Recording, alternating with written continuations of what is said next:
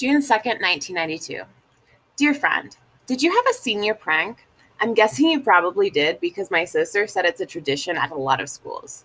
This year, the senior prank was as follows. Some seniors filled the swimming pool with about 6,000 packages of grape Kool-Aid. I have no idea who thinks of these things or why, except that the senior prank is supposed to signify the end of school. What this has to do with a grape pool is beyond me, but I was very happy to not have gym. It's actually been a very exciting time because we've all been busy finishing up the year. This Friday is the last day of school for all of my friends and my sister. They have been talking about their prom nonstop.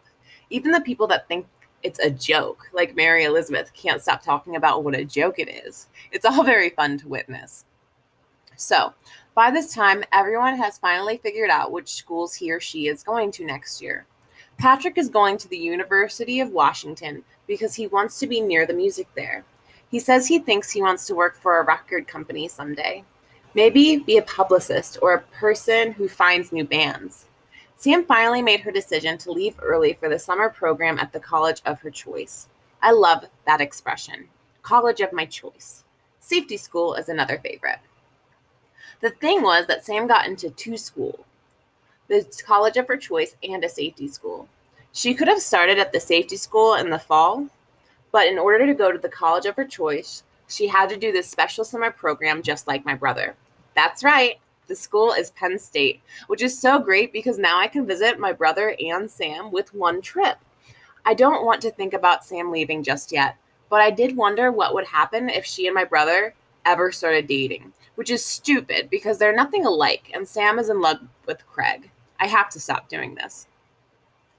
My sister is going to a small liberal arts college back east called Sarah Lawrence. She almost didn't get to go because it costs lots of money, but then she got an academic scholarship through the Rotary Club or Moose Lodge or something like that, which I thought was very generous of them.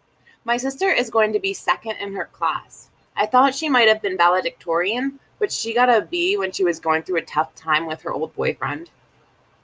Mary Elizabeth is going to Berkeley, and Alice is going to study movies at New York University. I never even knew she liked movies, but I guess she does. She calls them films.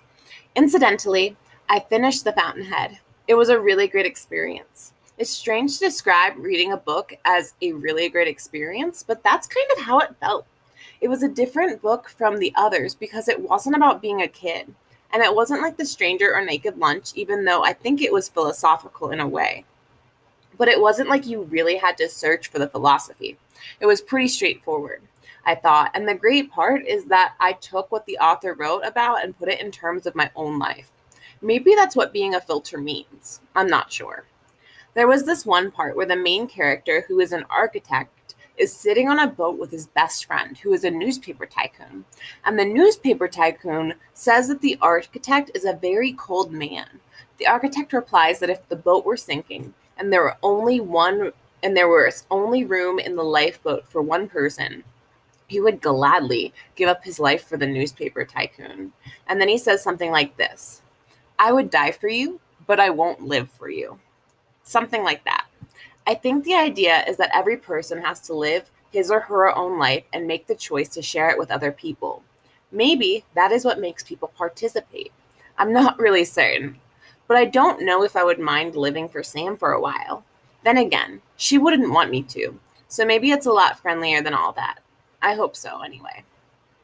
I told my psychiatrist about the book and Bill and about Sam and Patrick and all their colleges, but he keeps asking me questions about when I was younger.